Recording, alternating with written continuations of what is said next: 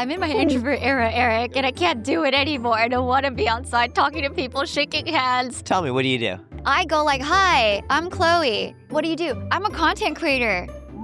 That's all you say? And then they're like, okay, what like type of content? I'm like, I do tech, business, and lifestyle. Wait, Chloe, this is such a bad way of selling yourself. Exactly. Why? I did not know what I was supposed to say. Hi, I'm an important person. Hey there, important person. You look important. But you know what? It's not about the importance. It's about the vibes. Yeah, you're holding my hand for an uncomfortably long time. People call this networking. So long since I've held another person's hand. All right, we need to stop.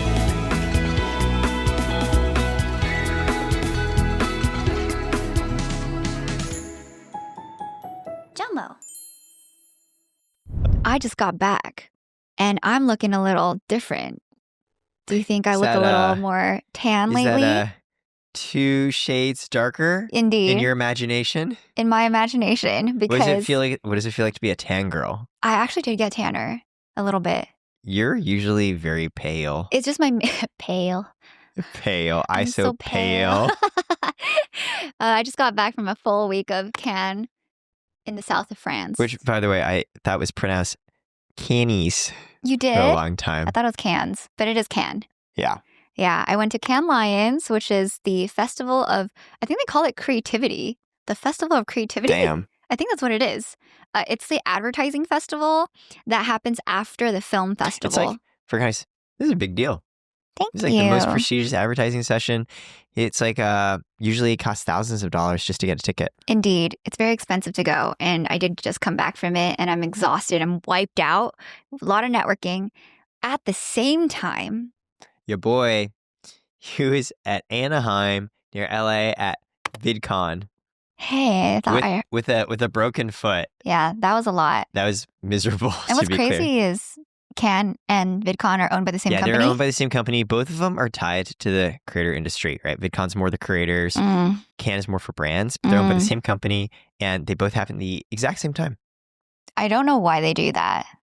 It's because Vidcon booked out its hotel for several years, and it's really expensive to change. And this is back before they were owned by the same company. Oh, I see. But so it's like- contracts. Exactly. And they're like really different vibes. So when Chloe was getting all fancy, when you were in France, Francois, I was staying, Bonjour. I was just in LA, rolling around on my little knee scooter, giving talks, shaking hands, kissing babies. Kissing babies? Oh, You no, do a lot actually. of kissing? What? There were like 2 mental jumps there. Whoa.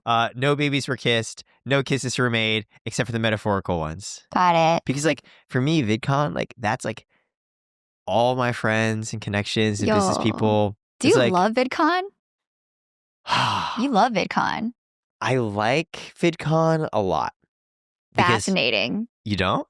I dislike VidCon. Why? What's wrong with you? Who It's hurt not. you? It's not VidCon. It's just going outside. You're such a hermit. Yeah.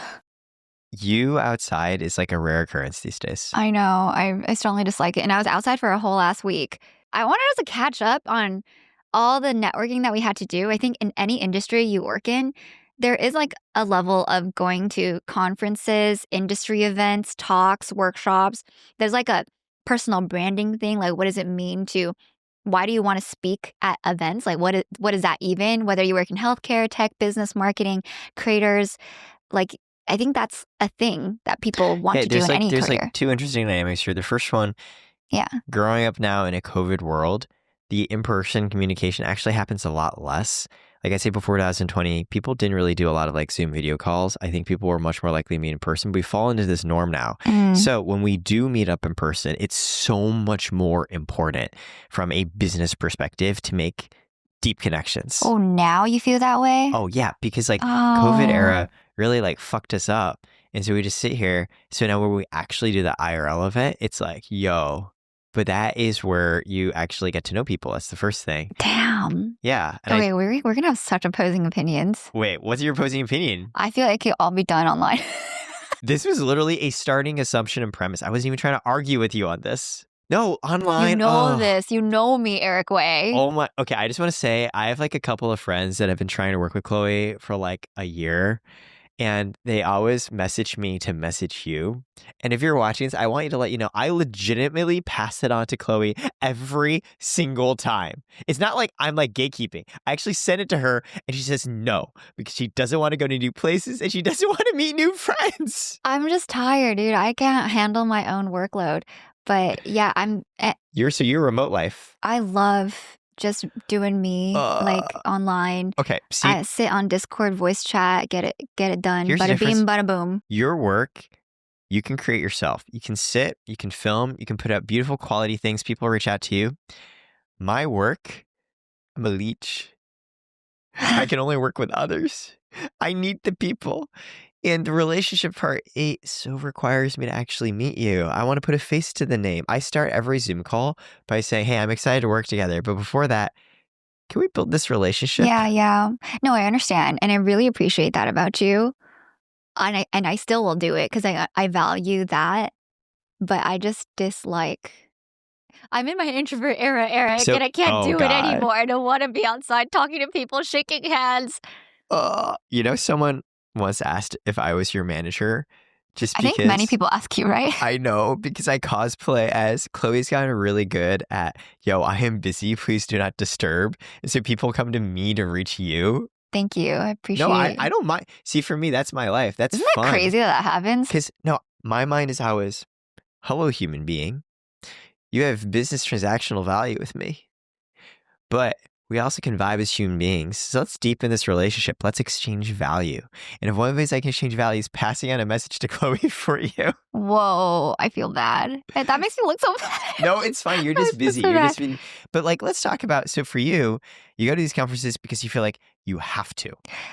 So I actually, like many creators, including Adrian Purr, he was AKA like, OMG oh my God, Adrian. Adrian was like, Chloe, if there is one event you need to go to in your creator career, it has to be Cannes Lions. Wait, why do you say that? You have to go to Cannes. Like, it is the single most important networking event. I think he's made like lots of money from brands he's met at A lot Cannes. of because you meet with all the CMOs, the executives.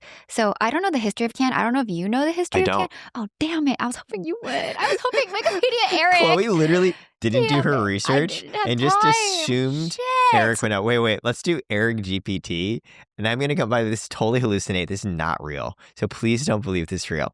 So Cannes got started because of the film festival history there. There, of course, the Palme d'Or is the reward given to like best film. Palme d'Or. It's like PALMEDOR. It's this reward they give to like the best indie film. And because of the film festival there, they've just grown this into this cultural powerhouse where now brands want to fly out and have their little thing over there because they're CMOs and they're super rich. And over time, the creators have gone there as well. By the way, that was like, I don't know how much of that is true. I think that's right. I like literally don't know what this is. I've never heard of it until this year. You've never heard of Cannes before? No, it was not until like I talked to UT and they're like, it's so interesting. It's Cannes Lions. Because you're like such a creator's creator. And like, I knew about Cannes. When? Like for years I've known about Cannes. Like every single year I go to Vidcon, everyone's like, hey, like, are you going to Vidcon or are you going to Cannes? It's like the conversation I had say no when you don't know anything. idea. It's like, I've known about Cannes. I've never gone though, because my company, Carrot, we work with the creators more than the brands. So it doesn't really make sense for us to go to Cannes. Also costs thousands of dollars. Also, expensive. Oh wait, I just remembered. I'm a Vidcon advisor, actually. I'm on the board of advisors. Yes, which will... So you have to go. Yes, but it didn't start that way. It's because I found ways to add value that they eventually like, all right, we'll make you an advisor. Yeah, so my heart is with Vidcon. Yeah. As well as my business. Interesting. But you didn't know about Cannes. I did not. I remember last time we talked about networking, it was we talked about how you network as an introvert and how you go about your crazy networking spider web. And I usually do well, and I think I did well, but did my body hate it? Yeah. I could not for the life of me enjoy that level of like connection and exchanging value. I couldn't do it. And I dislike the beach. I dislike the sun. The views were like... Do you like sand? No, I hate sand. Yeah, I hate sand too. Fuck sand. I'm sweaty. Everywhere. It's humid. I have my big ass backpack on because I have my big camera, my tripod, my laptop, my charger, and all my sunscreen. And so everyone was like really uncomfortable looking at me going into parties. So Cannes, basically, there is like the convention area or like the main area, and then there's like stands or booths or activations that cost maybe a couple $100,000 for anyone to activate. That is crazy. That's just a small. $200,000. So it's like the size of this kitchen or smaller. Like for an activation area? For an activation, and it's for like a outside. booth. Yeah, outside so it's hot booth. It's super hot. And then if you want a beach, so the beach would be like really a lot bigger. It can fit maybe a panel like of 100+ people, and then people party and there's like games and stuff.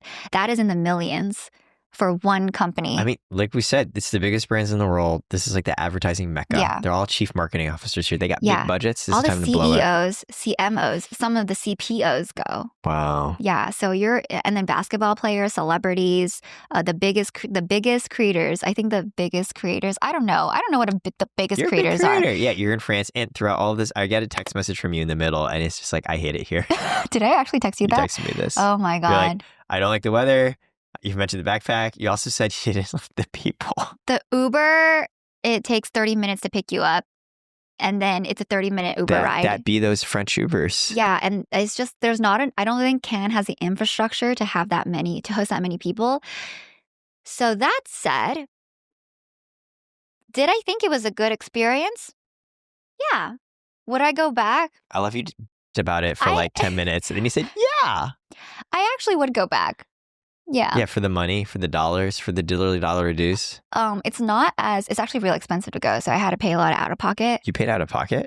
For a lot of the things, yeah. Oh, wow. How long did it take you to just get there? Probably, I took the shortest flights and it was like 16 hours. So these are like our parallel lives. Like Chloe's with her backpack and she's like, oh my God, like, I don't know if I like this. And Eric's like, oh, I'm so excited for Vidcon, breaks his foot. Yeah. I love that. That's tough. But I feel like you thrived at VidCon. You thrived. I did. Literally. And I'll tell you why. But I first want to know more, like, what was the ROI? Because you said you did not like it, but you'd go back. I think I just hate networking now because I just went to a ton of stuff. I just went to Microsoft's 50th anniversary config, went up with you to the world launch to see like Anthropic and Notion. Thank you for taking me. That was fun. It was fun. That was fun. Yeah. I just like did a bunch of events and I am so extroverted out. Like I'm peace. Like that part of my body gone, depleted, no more in the well. Introvert Chloe is here. So I would just want to stay home.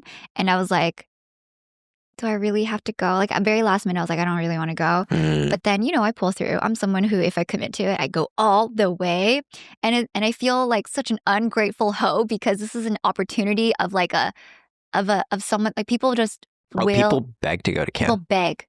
Yeah. So I recognize that I'm being annoying right now and I need to shut the hell up and be grateful and push forward and lock in and do the thing. Shut up, Chloe. Go do the thing. So that's how but both can be true.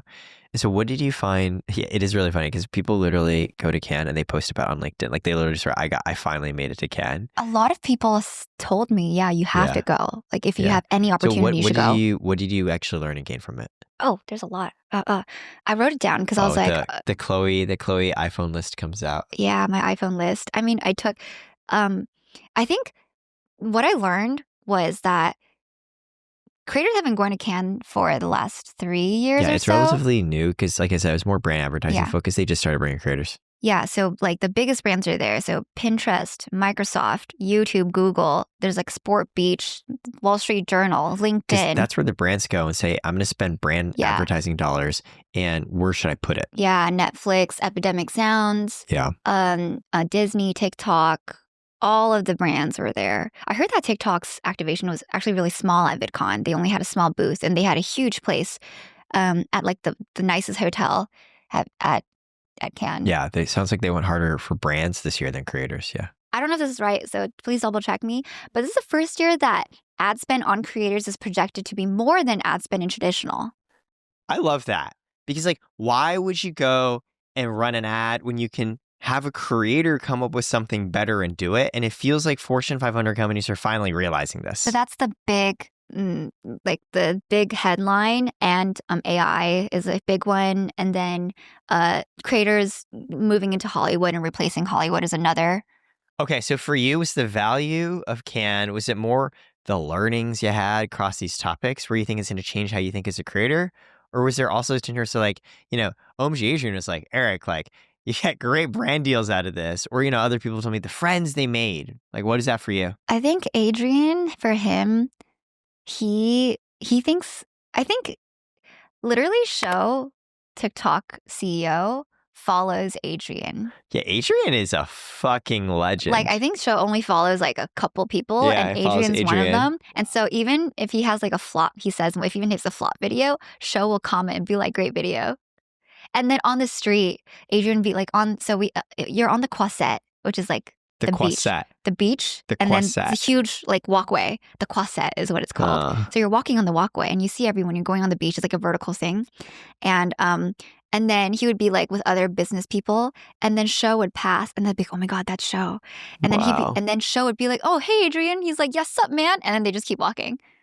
I And love people be like, oh my God, that's the TikTok CEO. That's the And CEO TikTok of CEO be TikTok. like, Adrian, my guy. Yeah, my God, what's up? I'll catch you later. I gotta go to the thing.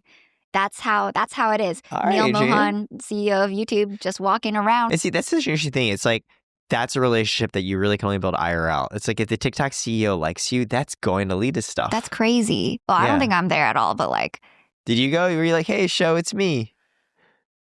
I don't Did know. you network? Okay. I was gonna call you. I was gonna say girl. I tried. Wait, girl. that feels like another level of friendship that I finally made it to that level of sassy in Chloe's Girl. mind. I was at one of the activations or at an event, and I was talking to it's advertising, it's marketing, it's people Yeah. who work in that space, and it's very, I'm gonna say, non-Asian. Oh. I literally saw like less than 4%, 5% Asians. Wow, this is like super, super not Asian. Yeah, it's not. It's like very I think, and I think I'm projecting, and I'm so sorry if like this is annoying, but I'm just speaking out of insecurity here. Okay. But like I think these are the popular people from like frats and frats and sororities, but like now they're 40, 50, 60. Versus 40 to 60. I'll say on the creator side, I think, yeah, they're like the super good looking star jocks and athletes who now become stars. But I went to a YouTube prom event that YouTube hosted for his birthday. Lord DIY invited me. And so many of us were like, wow, it is so cool to be here at prom because, man, we were such nerds and losers and outcasts in high school. We never got to do real prom. So, of course, that's why I became creators, because we want to have the validation from the outside world. So it's funny, you're at Cannes, it's the opposite thing. These are the power cool players. people. These were the popular kids. Yeah. And you're there with your, 20-pound backpack. So imagine this. You got a row of hotels, most expensive ass motherfucking hotels. Then you've got all these activations spread around, like at the hotel, in front of the hotel, across the hotel, on the area, and then a huge strip. A huge strip of beach activations. Yeah, super with, exclusive stuff. Humongous tent, and every single tent you need you need a wristband. You have to have actual special how access. do you play this? Are you code switching? Are you going in and trying to fit in? Or are you going in and being like, I'm going to stand out and they're going to come to me because of who I am? No one knows me. I'm That's not mainstream. You're mainstream. Like Colin Samir, they're mainstream. Like Alex Cooper, Alex Earl, they're mainstream. I bet probably everyone was going up to Colin Samir. Yeah, I'm pretty sure. I saw them. I said hi. They've done an incredible job building the brand relationships. I feel like they're like my UTA mentors. Because they're also UTA roster. No, they're stars. Wow. Yeah. So Brands, I felt very... You should recognize Chloe. You felt unseen. I think it was my duty, though, to like push myself forward. So I did my best to meet people, say hi, code switch, turn it on. But did I dissociate in the corner of the Microsoft tent or beach with my laptop on for an hour without talking to anyone? Yes, I did. Did anyone come approach you? I think at the end, yeah. They're like, who's that girl? I think I was just like taking up space, and then I got kicked out. They're like, please leave. They're like, we're prepping for the next event. Miss, thank you. Oh. And I was like, oh, sorry. Yeah. So Can you code switch for me? Like, how would you introduce yourself? I can't. Hi, I think that's what I struggled with. Yeah. Because everyone was like, hi, I'm this. I am the VP of like, blah, blah, blah. Hi, of I'm this the advertising. chief marketing officer of Coca-Cola. What's your name? Exactly. I'm the CMO of Pinterest. I'm the VP of BD for this advertising agency, and I own the buy side for XYZ, and our clients are blah, blah, blah. We allocate like a few $1 million every year to creators. Tell me, what do you do? And I go like, hi, I'm Chloe. What do you do? I'm a content creator. That's all you say? And then they're like, okay, what like type of content? I'm like, I do tech, business, and lifestyle. Wait, Chloe, this is such a bad way of selling yourself. Exactly. Why? I did not know what I was supposed to say. Oh my God. We're doing a lot of handshaking today. Hi, I'm Chloe Shi. I work with brands like XYZ, represented by UTA. I gained over 1 million followers the past 3-4 months. Here's some of the activations I've done with Notion and LinkedIn, the type of content I make. I'd love to build a relationship with you because I love what you do. And I think we could create something really cool together. Down to chat? I can't. Eric, wait. Eric T, wait, I can't. Yes, you can. Dude, I was at this like networking lunch. And then it's an exclusive thing. Like not anyone can get in. All right. It's like a pre-approved list. And the thing is, the entire thing is exclusive. Like every event is exclusive. You need to be able to have been on the RSVP list. So I go in and I am doing my networking thing. I meet this person. We turn around. I'm like, hi. And she's like, oh, hi. And I'm like, I'm Chloe. So nice to meet you. I'm a content creator and I do XYZ. She's like, oh, okay, cool. What kind of content do you create? And I said, the tech business lifestyle. And she's like, cool. Well, it was very nice to meet you. And she walks away. Okay, that's going to happen. But I feel like you got to lead with the metrics here. You got to be That's like, crazy. yeah. So at this lunch, I'm like still thinking, oh, how do people do it? I see this. Okay, so I'm in a group, right? I'm in a group of like 5-ish people. And this person comes in, this guy. He comes in and first entrance, he goes in, hi, I am XYZ. I am the largest magician on Facebook with over 45 million followers worldwide. I'm the biggest XYZ and I perform for these celebrities and at these big venues. And I'm also on XYZ show. Nice to meet you. Yeah, see, that's the code switching part. That works really well in Cannes because of CMOs who literally don't know you as a creator. If you did that at Vidcon, people be like, you're so full of shit. Yeah, exactly. But I was like fascinated. Yeah. I was like, is that the energy I need to bring? 100% because they don't. Crazy. These folks don't know you. Who says that? I say shit like that. When they don't know you, you have to lead with the metrics to be like, pay attention to me, care. But at VidCon, where people already know you, then you actually have to play yourself more as I'm a person. I've never. So if you're just going around saying I'm a content creator, it gives them nothing to work with. Because these CMOs, they're just thinking, cool, where can I get ROI? Where should I put money in? Which creator should I work with? Yeah, I did not realize like you had to put that on. Play the game. Yeah. I mean, I started adding more like the UTA, the Adobe Kajabi partner. I'm here. Did it start to play better?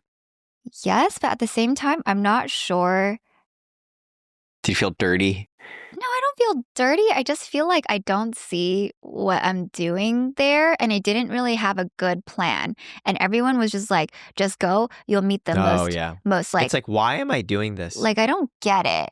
I mean, presumably it's to get brand deals, right? You meet a brand, they like you follow up, you get their contact info, right? Yeah, and I did meet people. Like, I was like, oh, I really want to go meet TikTok because I don't have a TikTok brand deal. Yeah, I don't have like a POC there. So that was good, but was it worth paying like just to fly me out to go for a week and take me out of editing, my editing cave? Your editing cave. Yeah, my editing cave of wonders where I create all of these magical pieces that become the thing I want to build. So I was very like, ugh, this is so tough. And then the schedule is intense, as you know. It's like morning, 10 a.m. all the way to midnight every single day in the heat.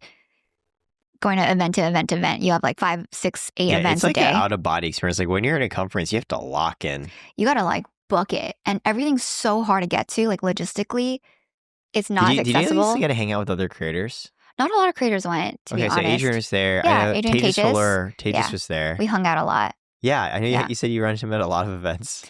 So the Adobe creators, like Justine was part of the group. Oh, Justine was there. Yeah, she was there. She was very lovely. She got Forbes creators. Yeah, I texted her congrats. I played pickleball with her. Sweetest, nicest person. Yeah, she gave me an outfit from my Labubu. Oh. Mm-hmm. Is it a Labubu or a Lafufu? Labubu. So it's a real one. It's a real one. Yeah. Good on Justine. Okay, so there were a few folks there. And then there's like Kajabi creators, so I got to hang out with them. And then a lot of UTA people came. UTA brought like 20 people or something. Wow. So this is so opposite my experience. My agent came too. Who came? My agent. One of my agents. Agent came. Yeah. So this is so opposite my experience at VidCon. Yeah, tell me about it. So you know how we talked about my potentially fabricated story of how Cannes got started? So I actually do know how VidCon got started. Okay. It was begun by Hank and John Green, who are OGs in the YouTube space. Mhm. They've done multiple shows, they've written books, and they just started this really like out of passion. Like, hey, we're creators, we're YouTubers, let's host like a little YouTuber convention. And it just grew so big, so fast. Eventually it was sold. It became part of Viacom for a while. And then Viacom couldn't really figure out what to do. Viacom, Paramount couldn't decide what to do with it. So they've been trying to sell the conference for the past few years. And it's coincided with, because the creator industry got so big, in the very beginning, it was just like a YouTuber hangout. And then it became like a fan convention. Like there's stories where they had to bring in security because fans were like mob it trying to get like to Jake and Logan Paul, right? Like, 10 years ago or whatever, back in the day. And now it's become this weird mix of like an industry conference for people in the creator economy industry, and also the creators hanging out with each other, and also the fan part. And so there's been this like big existential discussion for VidCon to figure out like, what are we going to lean into? Is this an industry thing? Is this a creators hanging out with each other thing? Or is this like a fan thing? Okay. And so this year it's owned by a new owner, and they've made a few changes. One of them, it used to be that creators at VidCon would like go and do their panel, like see their fans, but they come back to this hotel called the Hyatt Hotel. And that's where all the creators would be staying if you're a big featured creator. And that's where all the brands are hosting their activations too. So like nothing mattered unless you were in the Hyatt Hotel. To be clear, I've gone like 4, 5, 6 times. Used to go for Instagram. Now I go for Carrot. I have a great time because I go there. It's like, oh my God, hi, hey, how's it going? So I actually went with a friend, and that friend got frustrated because it was like every few steps I take, someone would come up, be like, wait, we have to catch up. Because this is like the entire industry that I've made my home, and I've worked really hard to build relationships with creators as well as with brands. And that's why I'm on the VidCon advisory board, because I've been doing this long enough. They're like, hey, you can add value by introducing us to speakers. So, for example, this year, I moderated a panel with the CEO of Blue Sky, which is a new social network that's better than Twitter. And I was the one who connected the Blue Sky COO to VidCon in the first place. They wanted to get access to her, and I know her actually from college. I did that as a panel. I did another panel where I did a podcast with the streamer Nihachu, who used to be really big on Minecraft, and then basically burned out because it was incredibly stressful and has been reinventing herself. And then I did a couple industry panels. One of them was with the previous CEO of VidCon. And so I'm like Jim Louderbeck. Jim! Yeah, and it was amazing panel. So I'm deep into the VidCon You're machinery. so deep. I feel like that's why people love Can, if they are in that CMO. Like it's always just friends. Like, but like it didn't start that way. Yeah, I guess I'm at the beginning. Yeah, you're at the beginning. I think people often go. I'm on the outside looking in. Like exactly, they go to these conferences. I'm like, they had a bad experience. First of all, it just takes time. Like the first time we went to VidCon, we didn't really know that many people either, and everything happens in the parties and events thrown around the conference. Like, yes, there's like the actual curriculum. I'm going to say something controversial. I don't know if I actually learned that much from the panels. I kind of just go to those to maybe support a friend or try and speak with the speaker. And because it gives me credibility if I speak at them, everything important happens at the events that people host around VidCon. So we did one. We hosted a creator pickleball event a couple of days before VidCon in Los Angeles. Had so much strong attendance. Of course, Laura DIY, Stephen He, a member of the Try Guys, Saikuno, Ms. Kiff, Alex Botes. And so training for that is why I broke my foot. But like, it was so much fun. And so coming out of VidCon, there are enough people you meet. There's always going to be like some potential follow-ups that can lead to business deals. Yeah. So I had a great time. But I will say, it's like you really enter this like total different world. And I've had more than one girlfriend go with me where it actually ends up as a breakup at VidCon. Yeah. Because it's intense. It's intense, and people not in the industry, they don't get it. Understand. But I think that happens in every industry. Yeah. Like if you're like in the conference. Yeah. If you're in that industry event, you just see everyone. Yeah. And it's like, I don't actually have time to do anything else. Yeah. So with one of my exes, I specifically asked her not to come with me to VidCon. And that also was hard because then she was like, wait, like you don't want me to go? Like your ex came with you. And I was like, yeah. And we like had a breakup there because, Mm, yeah, I get it. Like you're it's not able to prioritize anything or frankly anyone else when you're there. you're overstimulated, overheated. And you keep thinking, maybe this event is the one where I meet somebody who's going to change my life. Exactly. You keep thinking that. Yeah. Which is why I pulled through every day. My agent was like, "Wow," she was very impressed by how many events I went to because usually you construct a huge schedule for Yeah. CAN, like because you have to pre-plan everything, and then usually you hit like very few of it, like I don't know, a third or less than half or something, and I hit like almost all of it. Wait, so you're also just making yourself miserable because you're actually going to everything. I mean, I put my it's like in college you pay for tuition, you better go to all the You're classes. like, I'm gonna get my money's worth. Like, I'm getting my money's worth. I'm going to fucking everything. Oh, I'm going to see. learn. I got my notes out. I'm like on my laptop. I'm just like, oh, what are they going to say next? Like, should I say hi? Like, oh, I should say hi. It's your first time. Yeah, I But got like, it. I didn't do that. Like, this is my fourth or whatever time. So there's stuff I'm just Yeah. like, oh no, I'm too tired. Yeah. Oh well. A lot of people who went for their first time, like other people I know, they would stay in the hotel until like 5 o'clock until the dinner events start. Oh. And I was there since Wait, that also freaking feels like morning. an L though, because then you're missing out on so much. I personally think so, but at least at dinner time they look good and they were very energized. And you were like hair frazzled. And I'm like, oh, I'm ready to go. Also, you would just say hotel networking is so good too. Like literally just in the lobby. Yeah, you just see people. I think that Alex Cooper was just like walking around. Yeah, just vibing. I think there are a lot of basketball players in the hotel, You like could up have the gone up to Carlton. Alex Cooper. Give me like, hi, I'm John Chloe M. was walking around. from the JOMO podcast. Alex, let's talk business. You just do see big people around. Yeah, Yeah, you're like, that's like- oh shit, you're that person. Also, Chloe, you're a big person. We got to unpack this in the other episode where it's I hit 1 million and it changed You're- everything. You're becoming a name brand creator. That's why you were at Cannes in the first place. Look, I don't leave my house very often, and like it's very confusing to me Oh. how that. I don't see it. I only see my Premiere Pro, Adobe Premiere Pro. You're so lost in the sauce. Yeah, I'm so in. Like I'm very locked Literally, in. I texted you earlier, and you took like a couple hours to reply, which is super chill. And you're like, "Sorry, I've been editing." Yeah, That's just like straight. your default reply. That should just be our auto message. But I know I was like, if Eric were to give me a pep talk, he would want me to go and do this. Yeah, just call me up, Chloe. I got you. Yeah, I was like imagining my Eric pep talk. I'm like, I can do it. Oh I my can god, do it. I've made it to where I'm just an inner voice in your consciousness. Yes, you're an inner voice. Oh, okay.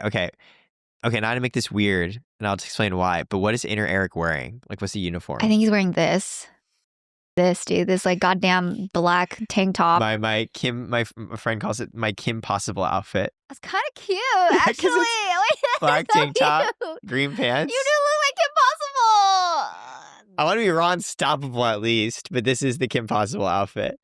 Oh, girl, you look good. You know, as a joke, I went into work one day and everyone was wearing this, except nobody had the outfit on lock. Everyone had different parts. Like there's like a That's guy funny. in like a black tank top and like a girl in That's so green funny. pants. And they were like hoping I noticed. But like if you separate out the outfit, I'm not going to notice. I see. That's a funny thing.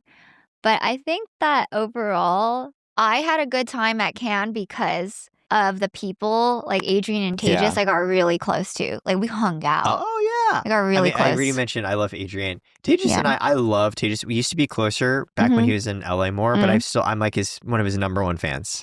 Yeah, and we just suffered together in the heat. Oh wow. And we ice cream and walked down. We looked at the sunset. See, that's where it all comes down to. These things are worth it because of the relationship. But then at the end of the day, I'm like, we could have done this in LA. No, it you did couldn't not have. have to be No, at the but beach you couldn't in have. Cannes, France. Did you walk away with any brand deals?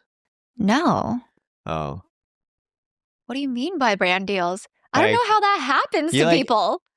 Ask Adrian. Like you connect with a brand, you hit it off, and later it becomes a brand deal. Well, maybe it'll become one. But I did meet people. I did meet as many people as Okay. I physically could. Who is the coolest person you met? Well, I would say it would be It's taking you a very long Mustafa time. Suleyman. Yeah. Wait, sorry, say that again? Mustafa Suleyman. He's the CEO of Microsoft AI. I would never have had a chance to like do a one-on-one talk with You him. did an interview with him. Yeah, I did a Tech Talk series interview. I How do did these that Tech happen? Talks. Was he just like walking on the street No, and you just came up? it's because I'm at Cannes, so like they're all there, and Right, they you want know. to. He wanted to pack his days talking to creators, and whenever I get a You want chance, to talk to creators? Yeah. Wait, why so? That's really cool.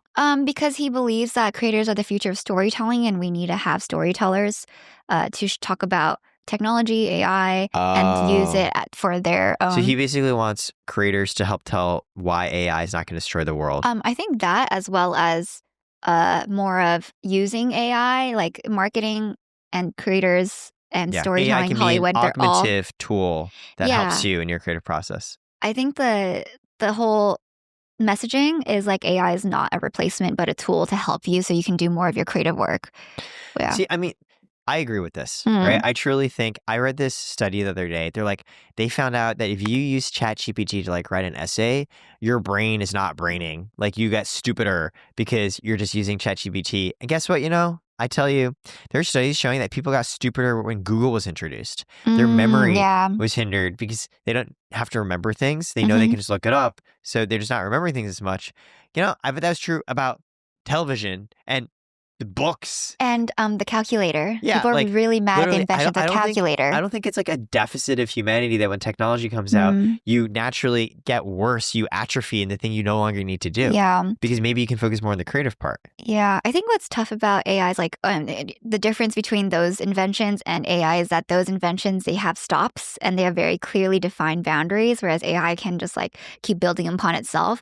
So I think Mustafa does a lot of work. AI trains itself. Yeah. What he calls like containment is like, okay, AI, these are certain rules that just have to be true for us to operate well. And he's very into the ethics. So I think like learning that from him is very fascinating. And there is also the horny, also the way to start.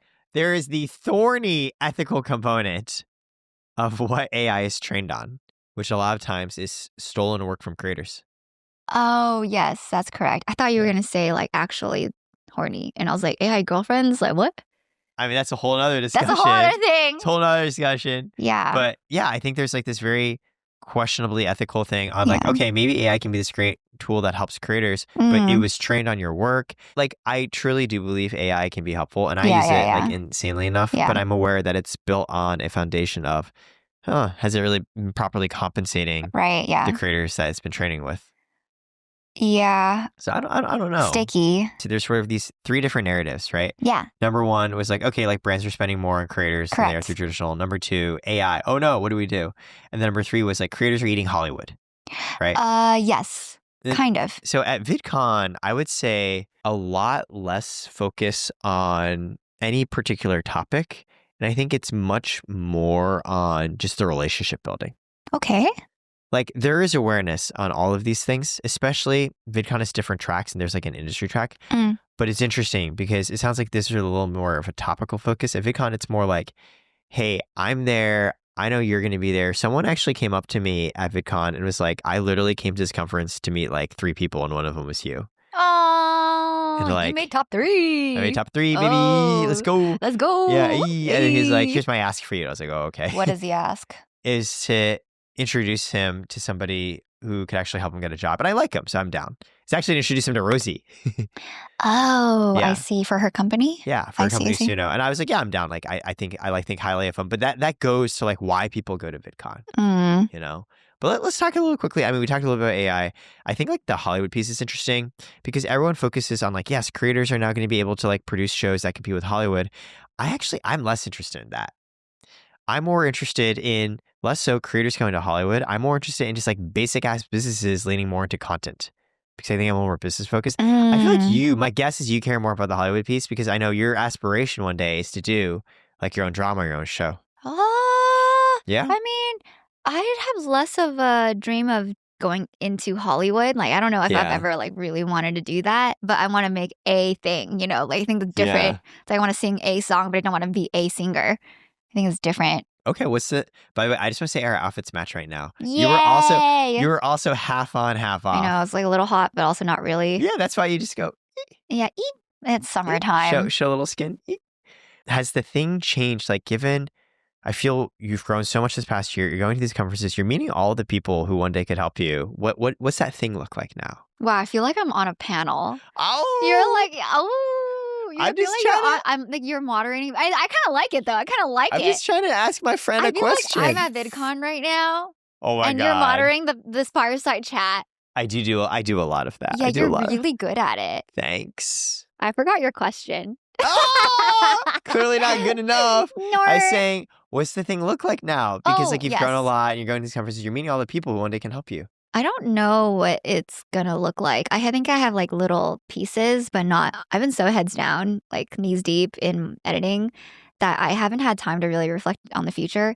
But on the studio / Hollywood, I think the message was really creators are creating IP. It's not about creating content and social media. It's about owning IP. So what does that look like? What does that even mean, owning your own IP? It means in like the you can context? sell something. I think that's what it Huh. implies. It's not about like the legal. I guess. Actually, Yeah. That makes sense. So Yeah. it's like as a creator, it doesn't matter if you're like a gazillion reels. Yeah. It's like, what's the thing Like, that can you sell the reels? Is what right, it is. which most creators can't unless you build like a really recognizable brand, right? Something like that. Yeah. Like if you can own like a book or a podcast. A podcast is IP. You can sell it.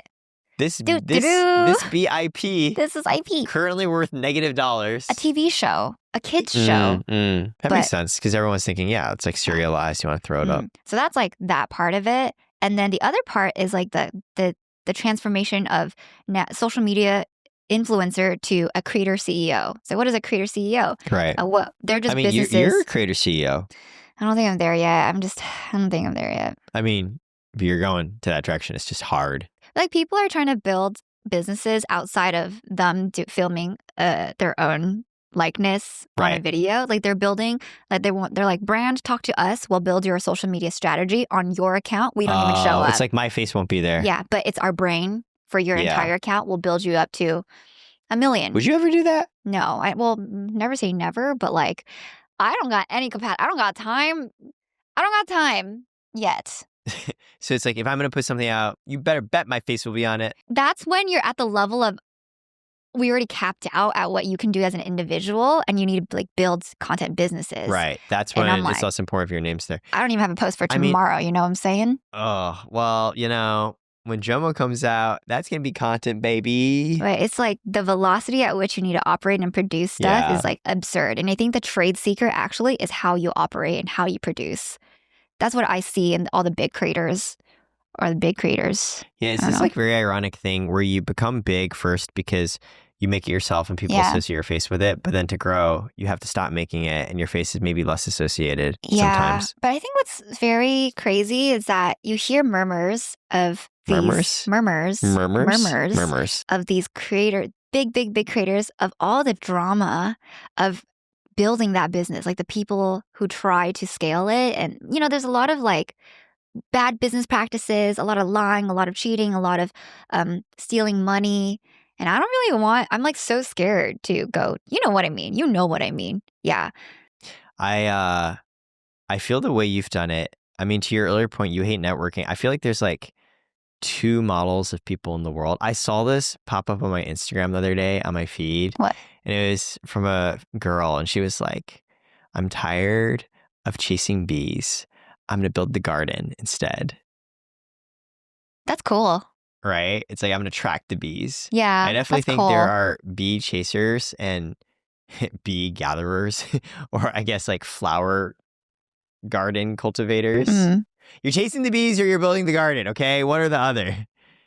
I definitely feel like you are transitioning from the earlier parts of your career into like, I'm just going to cultivate my garden. That's like your content, your brand. We talked about this in the 3 types of people. Yes. So we also have talked about it in a slightly different framing. There's this author named Malcolm Gladwell Oh, yeah. who wrote Of a course. book. Yes. And it talks about, the 3 types of people. Now we're just mixing analogies. Okay. Analogy number 1 is you're either chasing bees or you're gardening your garden. All Yeah. right. That's analogy 1. Analogy 2 from Malcolm Gladwell is the 3 types of people in the world is you are a maven, which is like you're an expert in something. You are a connector, which is self-explanatory. Or you are a salesperson, right? So like, you know a lot about stuff. You're connected to a lot of people, or you're really good at selling. And we talked about how, so you are a flower gatherer, flower tenderer, You build the garden and you're also a maven. Like you're like an expert, right? For me, I'd be chasing those bees. There ain't no garden here because I do not know how to garden. And if I did, I don't know if the flower is good or not. I feel like those who chase bees, there's a huge spectrum of skill. I mean, there's certainly a discussion around Huge competence. like, do you know how to do it well is another question. Yeah, but or you cringe. What is the difference? Have you seen really bad networking at VidCon where you're like, dude, bro, shut up? I think one of my favorite things I saw in the corner of my eye. So I met this creator who I've been a big fan of, Tom Scott. Oh. Yeah. Great. OG, he's been making videos on YouTube. He did it like every week for like over 10 years. I love Tom. Who doesn't? Yeah. And I got to know him better at VidCon. And I had no agenda or anything. I just think he's a really cool dude. And he's like asking me about Kara. I could tell he's actually interested. I just had a great time. And so after we're done chatting, at the corner of my eye, I saw like this other dude go to him and like try to talk. And within like 2 minutes, they are clearly arguing with each other. Like, Tom is the nicest guy, just picking a fight with this guy for some whatever. And then within 3 minutes, they just walk off separately. That is such a bad interaction. Yeah, like that's literally how you. my God. That's how you don't build relationships. That is like the extreme end.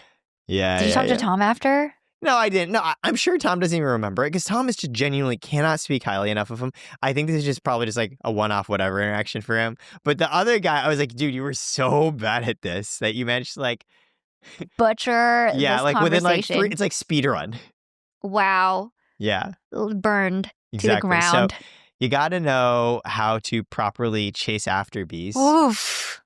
Kind of goes to what you're saying, right? If you went to VidCon and you're like, hi, I'm Chloe. I have 5 million views in the past 30 days on my video and brand integration to LinkedIn. A creator would be like, you're fucking weird. Leave me alone. Yeah, that's so ick. Yeah, it's so ick, right? So I do think you're right. I think the way to do it is just to be very human, right? It's to be like, when I meet people, I'm like, hey, like I'm so-and-so, this is what I do. And I'm very clear. I want to get to know from business POV. I want to get to know from personal POV. It's like just a little bit of both. And then to borrow the other framework, I'm definitely a connector. I realized I'm not actually a salesperson really because I feel too anxious to really sell people on things. I think good salespeople are like, you got to use this. It needs to be the best thing ever. Like sell this pen. Sell this pencil. Yeah, exactly. Sell this pen. That's like the meme. And I'm always like, okay, like I think the pen is a good pen. Like if you want it, you can buy it from me.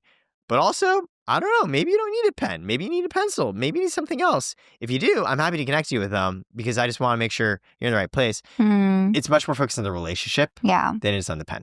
Yeah. And I don't really think I'm a maven the same way as you. I don't know. I'm a master of none. No. I'm a dabbler. I think you do have extreme skills. Oh, thanks. Like what? What's an extreme skill? I think you're Wikipedia Eric. Wikipedia Eric. I love. By the way, we're gonna fact check everything I said on Can. Like, let's just check if I totally made that up or if it's at least somewhat true. Yeah, and I think that you can talk about almost anything. And that's really hard to do, but I guess that's a connector skill.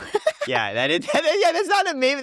There's not a base of knowledge. But you're like an expert in it. Like you are just cream of the crop, creme de la creme. Creme de la creme. Yeah. So you should be on the Quaset talking to the CMOs and the CEOs. Yeah, just be like. Yeah. So I basically did this wrong. No, that's my point because you're not chasing bees. You're not a connector as much by nature because usually people come to you. And so I think it's very much over time, right? People will just get to know who you are. And that's why I have so many text messages being like, hi, can you connect me with Chloe? And it works. And I don't mind. It's a win-win. I do it because I give value to them, right? And I give value to you because I'm like handling your calls and you don't have to deal with it. And it's a win. Okay. So then I realized industry dependent at various industry events, I've got to just turn up the dial on the use the metrics and the drop the because brand names. I think in order to be a maven or to like be a garden, they need to like understand how valuable you are and what you can make. I did not know that was the language you would use because I always just said, oh, yeah, I'm a good creator. Well, no, that's the right thing to talk about when you're meeting other creators in LA. You're just a person. I heard that VidCon was like far less this year. So I love VidCon. Yes. I'm also an advisor on the board of VidCon. We have established our goodwill. Want to make sure. I think it's because it's in the process of evolution and change. Whereas I said before, there's always been the evolution of VidCon for it's just a bunch of YouTubers hanging out to it's a fan convention to it's an industry convention. And right now it is all three of those. And it is hard then for people to go in and all have the same experience because it depends on what they want and what part of VidCon they end up experiencing. And so I think that is much more clear with Cannes. With Cannes, in some ways, that's why you didn't have as good of an experience. Cannes is literally like, if you're a brand, come here because this is where all the brands and advertisers are and you get your marketing budget. And so if you're not like squarely in that, you're not going to have as good of an experience. But Cannes kind of doesn't care. Cannes kind of like, fuck you, I know I'm good at it and you come here for this. It's both a strength, right? And something that can make it not less ideal. VidCon, it's like multiple things to multiple people. So I think we're just in the process of figuring out what does VidCon in the future look like? What do you think it should be? I think for me, the biggest question is, how much do you lean into the fan side still? Like the nature of, there's this term interest media that a lot of people are slinging around. Have you heard of it? No. So the idea is once upon a time, like watched media because you feel connected to the people in it. Interest media, it's like, nope, it's all bite-sized. It's all delivered to us via the algorithm. It doesn't matter who it's from. I may never heard of them before, but it's in a topic I'm interested in. That's what matters. Yeah. Which means that, like theoretically, that connection to the creator doesn't matter as much. So Jack Conte from Patreon has a whole TED Talk on this. He calls it the death of the follower because like the algorithm is beginning to break those ties. And so what that means is as a creator, you could walk in and like, even though you have millions of followers, people legitimately have no idea who you are. Yeah, Versus correct. 10 years ago, if you walk in and you're a big YouTuber, everyone knows who you are. And so like, for example, our friend, Zach, hosted a party at VidCon for his new company, Favorited, which is like a new app. It's like a combination of TikTok and live streaming. And he hosted a party and I went there with a few friends and we're like, we have no idea who these creators are and what they're doing. And that's a good thing because you're introducing new people to creator ecosystem. But we're also like, I'm sure they have millions of fans. I just don't know them. And I'm not one of them. Yeah. So, from a fan convention POV, that gets really hard. If it's instead of a few YouTubers, it's like an infinitum of people who are just making content for different topics and different interests. Like, how do you handle that? So I feel like VidCon, we need to figure out what does a fan convention look like in that world where it's so much interest-based? There could be a world like, for example, there's one I'm going to in a couple months called Open Sauce. And that is a conference focused on engineering and maker-focused YouTubers. Like maybe you just have to split it apart by section. I'm not sure. I was asked to speak there. But then I was like, I don't know what I'm doing there. So I said no. I love you scratched your head. Yeah, I'm like, I don't know if this is the right audience. What they asked you to speak on? I don't know. I get a lot of requests like, I would love for you to speak. And I'm like, I don't know what you want me to say. Send them to me. If you want Chloe at your event, yeah, I'll help you filter through. I think for me, I'm such a pointed person. I'm just like, there has to be a very clear message and set of topics, and the audience match needs to be very important. And I'm much more like, I literally don't care. Just get me there. Yeah, and we can just talk. Yeah, so if I do speaking, I do a ton of research beforehand. I'm like, here are my points. Like, we go through everything. I do. Yeah. I mean, I still do, but I often just go in and it's like, let's just vibe. Yeah, I mean, even this podcast, right? There's like 30 minutes before where you were like working through thumbnails. Oh, to be clear, I actually really love it. This goes back to my earlier point. As someone who chases bees, I love finding my favorite bees because you know how to make the honey. Oh, yeah. I'm the bee. Like, yeah. So when you're like, Eric, we need to come up with like a clear topic for this podcast. Like this one, it's really, it's about networking. It's about going to these conferences and conventions. I'm like, that's a level of rigor that I might not have myself. But I'm totally great if you just like throw me in and be like, Eric, yeah. And I'm just like, yeah, you're so down. You're so down to do it. Talk about what? Talk about that? Yeah. I am down. Now I'm self-conscious. I feel like I didn't. Wait, why are you self-conscious? I feel like I didn't do Cannes Lions right. No, First of all, there's no right way to do it. Second, you're literally, the whole point I'm trying to make is you're a star. Thank you. You go to these conferences, it's fine that you're not like whatever introducing yourself in this like super silly way because eventually people will come to you. I just feel like I had negative aura there, and like No, you know what I mean? I was like, no. I don't know. I really did try to meet as many people as I could and not try to stay in my own comfort bubble and really try to connect with people. Yeah. What was really fun, I went to a Perplexity UTA dinner and I got to talk to the entertainment partnerships head of Perplexity. And we talked so much because you know what? He likes Melee. Super Smash Brothers Melee, the best video game ever. And a lot of people don't in this world. Yeah, you like Melee partly through Kevin, your husband. Yeah, and I've been in the Melee scene before him because that's true, actually. Yeah. You knew a lot of people, Foundry. OGs in the scene, like Tafo. Yeah, went to Genesis. I didn't meet Tafo. You went to Genesis? I went to Genesis a couple times. Yeah, and then I worked in gaming, so I went to a lot of gaming conventions. I was like, how? That's like Genesis is very like niche. Yeah, I was in the Bay, San Francisco. Damn, Brooklyn, San Jose. I've never even been to Genesis.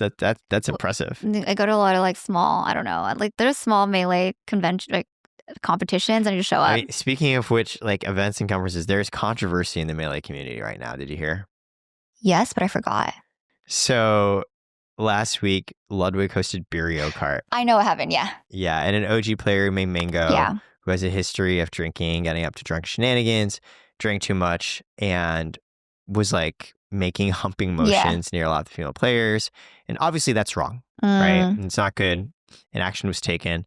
And I think it goes to, again, one of the really interesting things about conferences is there are people potentially from very different contexts.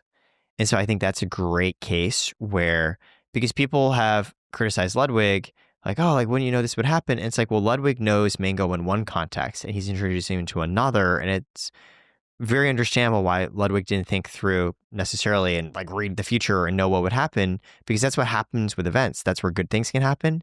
You bring together people that interact positively, but that's also where bad things can happen too. Yeah.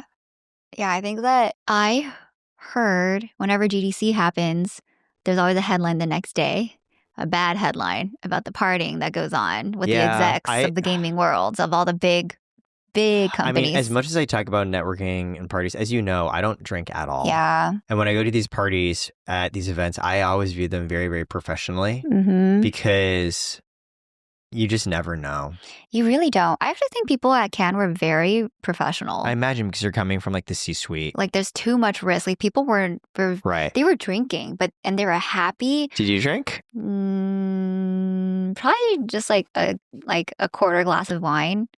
Because it was expensive and free. Literally the third time I ever known if you've drank. So for those of you watching, Chloe, now 3 times. 1, a little bit of Cannes. I only drink expensive wine. Number 2, I think at your wedding. Yeah. Oh, no, I didn't. You didn't? I didn't. Oh, wait, no. Number 2 was we were at an event with the dance company Steezy, and they hosted a party. Oh, and then... Yeah, and Tiffany came up with some alcohol. And she's like, want a shot? And I was like, from you, mother? Yes. And you drank it. So Tiffany, by the one who's...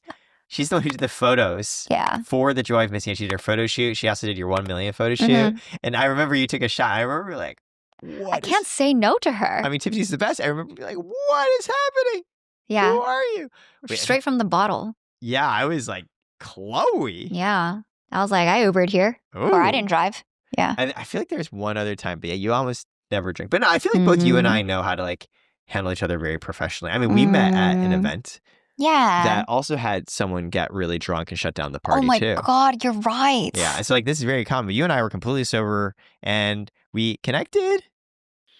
Yeah. I think that's good. I really dislike it when people are out of their mind, like, not there. Yeah, be professional. And I'm like, dude, you're not going to remember this conversation. This is like, I just need to leave now. I do think it's funny that part of the reason why you're with her husband is because you guys went to a company event together and he drank a little bit and busted out dance moves. Oh, yeah. That was great.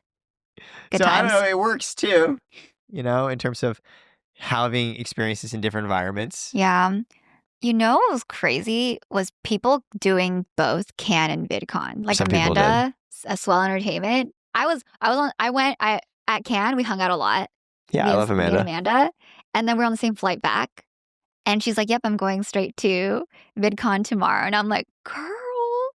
But to be fair, it's like her job because she covers events. I'm like, I don't know how you do it. I would throw up. I would puke. So the people who did back-to-backs, I was like, y'all are crazy. They have panels. I think it comes down to like, again, what is the value of this event for you? I think it's totally fine to go to one just to get lay of the land like you did. But if you want to do so many, eventually there needs to be like, what's the goal? Like for me, the goal is actually pretty clear. It was, hey, like I want to go meet with creators and talk to them about carrot business banking and meet industry partners and see if they're interested in carrot business banking too. I mean, that makes a lot of sense. Yeah, there's like a product. I go in, I talk about it. I find ways to drop into conversations in like casual human ways. Chill, easy. Yeah. The one thing I didn't get right with Can was not speaking on panels. Oh, yeah. You don't want to speak. There's this very strange optics play when you're speaking. Yeah. You're like, oh, you must be important somehow. Yeah, you must be someone worth listening to. Yeah, so I think how I'd do it again next year. And honestly, I do think it was a net positive experience. I'm just being a little wuss. Like, you're seeing so hard on yourself. It sounds like you had an overall great and very productive Can experience. Yeah, I enjoyed what I could. You know what the dream is? If we hit 1 million followers. Oh, no. And then what? Go to Can? No, we're going to host a JOMO hangout. Meetup. A live podcast. JOMO live podcast. Wow, we just figured this out. I want to do a JOMO live podcast. JOMO live at podcast. the Shopify space in Soho. Okay, JOMO. That's what I want to do. JOMO Mojos. I just want you to know, Vidcon actually asked us to do a JOMO live podcast. Oh, shoot. You're right. I totally forgot. I literally sent it to you. I was like, hey, Chloe, this looks fun. But I just didn't think our listeners would go to VidCon. I think they would. Also, it didn't matter because you were at Can. No, they're busy. Like, it wouldn't have worked anyways. But even if I wasn't going to Can, I just... I love how I gave you an out. Thank you. And But you're I'm like, no, I don't want to do this. I don't know. I just don't know. I guess I need to go outside more and see where y'all are really Touch at. grass. Because but I do go outside. I'm just like the main grumpy places dumb. I've been approached by JOMO listeners was thank you so much are public gyms and like the gym parties. and VidCon. And VidCon. Pickleball. Pickleball. Yeah, a couple times pickleball. It's just my hobbies. Yeah, but the gym sighting. It only happened once or twice because I don't go to public gyms much because I have... airport. Yeah. The airport. Has it happened at the airport? Yes, it has. Once. Maybe. I don't even remember, but I do remember I was in San Francisco gym once. So the only reason I'm in public gyms is when I'm traveling. And someone came up to me and he's just like, what are you doing here? And this is the first time someone from JOMO recognized me in the wild ever. So I was very confused. I was like, what do you mean what I'm doing here? I'm working out. You're so awkward. What do you mean? We were both... No, well, he came up. He wasn't like, oh, hey, like I watched JOMO. Like, he was just like, what are you doing?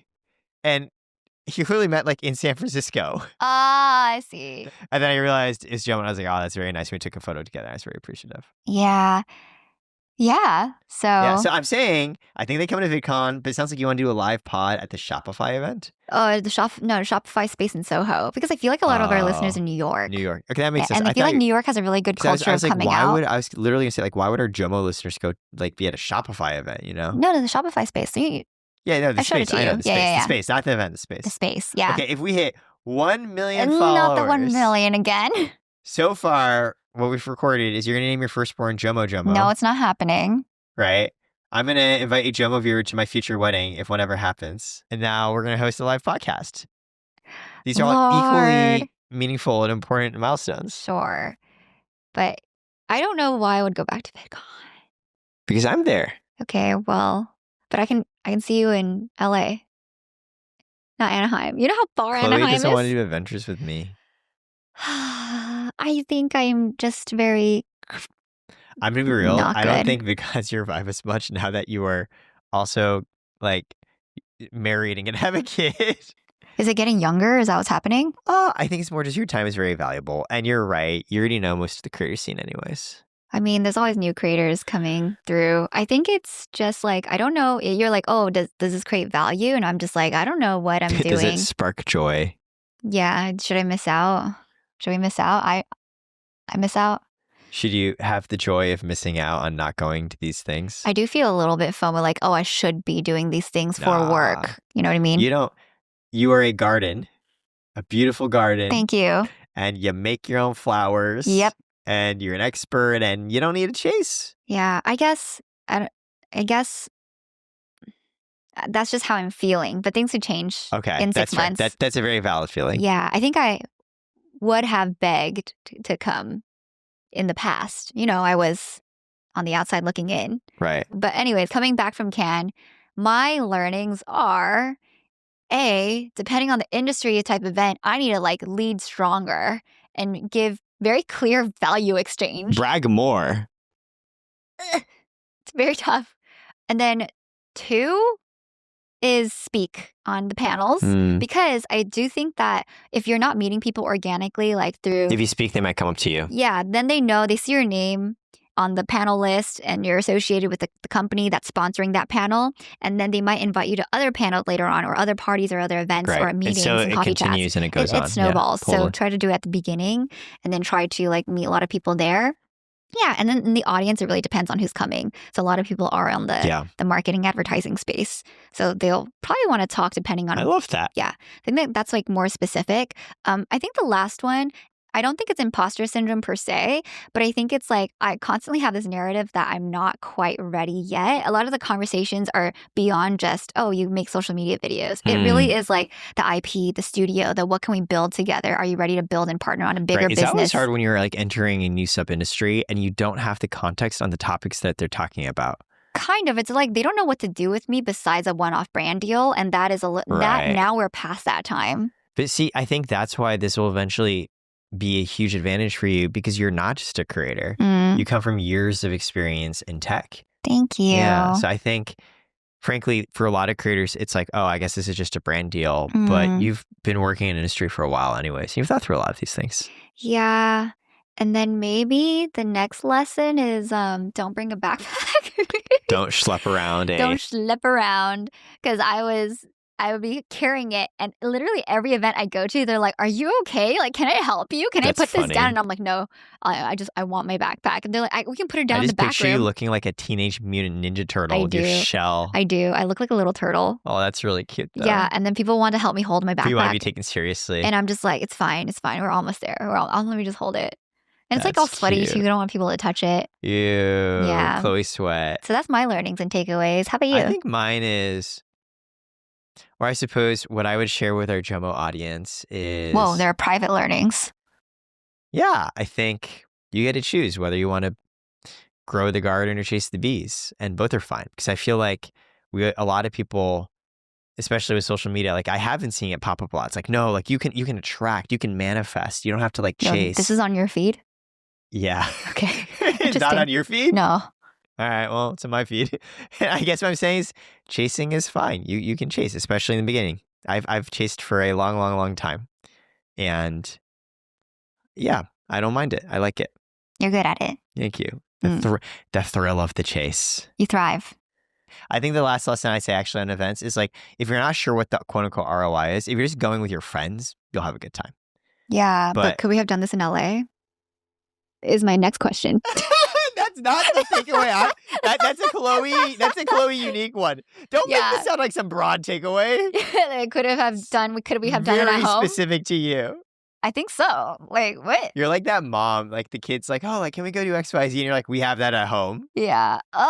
Well, until the next networking event. Until our 1 million live podcast special. Hey. Thank you for watching, and we'll see you in the next episode. Bye-bye. Thank you to our JOMO Angels, Ryan, Jay, and Maya Long, supporting us on the Patreon. Link is in the description if you want to support us there. There's bonus and random late-night journal entries from Eric and I. If not, rating 5 stars on Spotify and Apple Podcasts is always free. It goes a very long way. Apparently, that's the metric that the podcast industry looks at to determine whether or not we deserve their attention and support. So yeah, that'd be really nice if you could help rate, subscribe, follow. We're back every Monday morning for as long as I can keep up the editing and publishing. Anyways, see you next week, Jomies. Woohoo!